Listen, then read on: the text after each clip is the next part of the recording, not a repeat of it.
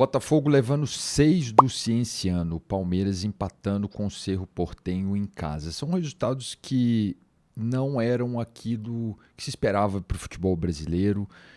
Além de estarmos vendo ali uma competição no Campeonato Brasileiro entre dois clubes principais, entre Palmeiras e Flamengo. E aí uma grande crise lá no sul do Brasil, com o Grêmio e o Inter. Enfim, uma crise muito grande no futebol brasileiro. Vamos tentar conversar um pouquinho sobre isso nesse vídeo de hoje. Antes, se inscreva aí no nosso canal, deixe o seu like e vamos para esse vídeo.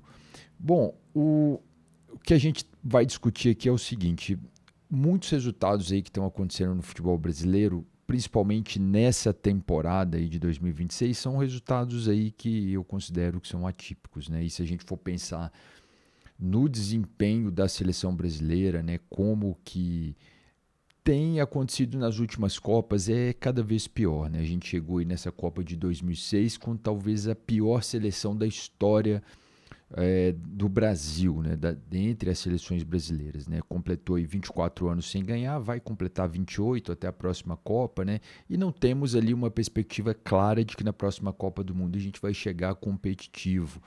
E muitas mudanças ocorreram ali no futebol. E o futebol brasileiro meio que ficou para trás nessa corrida aí, né, nessa disputa, nessa competição. A gente pega as seleções principais como Espanha, França, mesmo seleções aí que fizeram boas Copas do Mundo, como a seleção de Marrocos, por exemplo, fez um bom jogo lá contra o Brasil e avançou bastante ali na Copa do Mundo. A própria seleção argentina, a gente vê que tem vários jogadores ali com aquela característica de camisa 10, né, de meia armador, que era algo tradicional do futebol brasileiro, algo que quebrava linhas, né? O Brasil exportava esse modelo de jogo e isso não faz mais parte do futebol.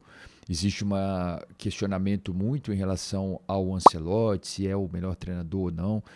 O fato é que o futebol italiano enxerga, né, o jogo de forma diferente do futebol brasileiro. Então, o Ancelotti, para montar aquele time como ele montou lá contra a Noruega, né, um time que joga de forma defensiva e que no contra-ataque tentou ali fazer o gol, né? Para gente que é brasileiro, isso é algo que é diferente da nossa cultura de futebol, né? Então, é algo que chamou atenção nessa Copa. O Brasil perdeu a sua identidade como característica de jogo, né? Não é mais aquele futebol brasileiro que marcou o mundo, que o mundo ficou conhecendo a partir dos 5 títulos, né, de mundial que aconteceram ali com o Brasil. Bom, outra coisa aí que a gente pode chamar atenção é o seguinte, né? No Brasileirão a gente tem aí basicamente Palmeiras e Flamengo, né, disputando ali a liderança do campeonato e, consequentemente, o título. São elencos que estão muito acima dos outros, né, em questão de investimento, em questão do número ali de opções. E a gente tem ali o Cruzeiro correndo por fora, chegando mais ainda bem distante. E aí, se a gente for pensar nos dois times, né, no Palmeiras e no Flamengo, são clubes que não têm jogado um grande futebol, principalmente nessa temporada de 2026. O Abel Ferreira está no Palmeiras tem bastante tempo, mas assim, principalmente depois desse empate com o Cerro Porteño, se ele não se classificar ali na Libertadores, né, eu acho que ainda o jogo está em aberto. O Palmeiras tem sim time para reverter, né, essa situação, vencer o Cerro Porteño lá no Paraguai. Mas é uma situação delicada, porque ele vai ficar muito pressionado se não conseguir ganhar. Os números dele são muito bons, né? Mas a característica não é aquela característica que a gente conhece aqui do futebol brasileiro. Da mesma forma, o Leonardo Jardim, que tem um maior elenco aí, né? O mais caro aí do Brasil, deve ser também das Américas. No entanto, você vê que são poucas jogadas, né? Joga de uma forma muito reativa, né? Algo que é diferente da nossa cultura de futebol. E aí, nesses dois clubes, a gente tem dois treinadores portugueses, né? Que estão ali ditando o ritmo de como que está desenrolando o futebol brasileiro. No Cruzeiro também a gente tem o Arthur Jorge, que talvez não seja tão retranqueiro como o técnico do Palmeiras e o técnico do Flamengo, mas também é um treinador português. Então a gente vê que tem uma crise ali de comando do futebol brasileiro, de certa forma, né? A gente vê nos principais times são treinadores estrangeiros. A gente vê a situação de grandes clubes, né, sempre ali, consequentemente, ali, né, sequencialmente, né, lutando contra o rebaixamento, como é o caso lá do Vasco, do Santos. No sul do Brasil, times muito tradicionais, né, como o Grêmio e Inter, que foi campeão mundial, campeão da Libertadores, né, que é o que enriquecia o futebol brasileiro. Né, você via ali escolas diferentes de futebol dentro do país e times competitivos. Então você nunca meio que sabia quem iria realmente ganhar o Brasileirão. E isso, eu vou dizer que eu vou tentar ajudar dizendo que está acabando, mas parece que já acabou, né? Essa grande competitividade, né? Tá ficando ali entre os principais clubes, Palmeiras e Flamengo.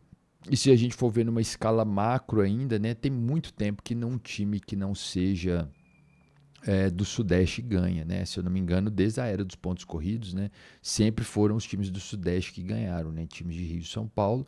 E ali, vez e outra ali, um time de Minas Gerais, o Cruzeiro ou o Atlético Mineiro. Então, é, se perdeu bastante essa diversidade de campeões que a gente tinha no futebol brasileiro, com grandes clubes em crise, né? A gente tem aí como eu citei aqui, o Vasco, o Santos, né? Que tem situações bem delicadas ali, sempre lutando contra o rebaixamento, né? Gestões ainda um pouco complexas, né? Muito confusas, né? Que não conseguem ali resolver. Bom, eu coloquei aqui também a questão da Copa do Brasil. A gente teve ali um sorteio que a gente pode chamar de, no mínimo, ali estranho, né? É claro que a gente chegar, dizer que o sorteio foi fraudulento, isso é uma acusação muito séria, a gente não tem evidência de que isso tenha acontecido, né? Mas a gente conhecendo, sabendo do que como as instituições que tratam aí o futebol, como o futebol é um business, é um negócio, e hoje você tem uma concorrência muito grande, né? Com outros esportes, com outras atrações, né? Então o futebol já não é ali a coisa principal, né? Talvez ele perde a audiência para outras coisas. E a gente tem um campeonato brasileiro que não tem grandes jogos ali, né? Muitas vezes, né? Tem algum outros jogos, mas não tem aquela característica de ter aquele produto bem acabado, como por exemplo tem a Premier League. Mesmo você assistindo lá a Ligue 1, né? Na França, os campeonatos europeus, de forma geral, La Liga, né, Bundesliga, você tem ali um acabamento melhor, né, os gramados padrões, né, tudo bons gramados, né, os jogadores, uniformes, toda a transmissão, os estádios cheios, né, no Campeonato Brasileiro, às vezes você não tem bons jogos, isso é comum. Então, essa concorrência aí com outras atrações, o fato do Brasil às vezes não ter esses grandes jogos, não ter esse produto bem acabado, isso pode fazer com que a audiência caia. E aí na Copa do Brasil a gente viu que o sorteio colocou ali os clássicos possíveis, né? Todos os clássicos possíveis. Foi Grêmio, Inter, Atlético, Cruzeiro, Vitória e Vasco e Palmeiras e Santos. Então, assim, isso de certa forma chama atenção para a Copa do Brasil, né? Faz ali você ter ali um tempero a mais, porque tem esses clássicos, mas a gente vê novamente o Flamengo, o principal clube aí do Brasil, né? Junto com o Palmeiras, né? Tá fora da Copa do Brasil, foi eliminado. Então, assim, isso também é uma queda ali de audiência, né? A gente dificilmente pensaria lá numa Copa do Rei, lá na Espanha, com o Real Madrid fora das quartas de final, né? Com o Barcelona fora das quartas de final, né? A gente sempre quer ver esses times grandes chegarem até as fases finais, né? E aí a gente não tem visto ali, né? Um grande futebol desses times todos que estão aí, né? A gente tem lá o Palmeiras ali que está arrastando, Grêmio e Inter numa fase ruim, Atlético Mineiro tentando se reorganizar, né? Trouxe aí o Fred agora, né? Que parece que era atleticano desde criança, toda uma história ali bonita por trás, mas a gente não sabe se vai resolver os problemas ali, né? Do Atlético, do time do Atlético, né? O Cruzeiro tentando se acertar com o Arthur Jorge, mas ainda muito oscilante o time, né? Você não tem confiança que vai ser um time que vai arrancar para conquistar um título, né?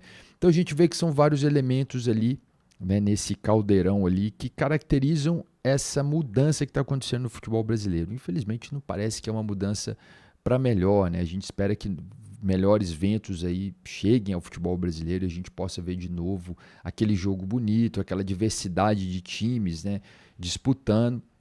Mas acredito que tem vários erros aí de gestão da CBF, dos clubes também, né? A forma os clubes parece que têm uma certa dificuldade de resolver os problemas de gestão junto com a cultura de futebol. A gente assistindo essa última Copa do Mundo lá nos Estados Unidos, deu para perceber que os americanos eles não enxergam a cultura do futebol. Eles enxergam o futebol como se fosse um outro business qualquer.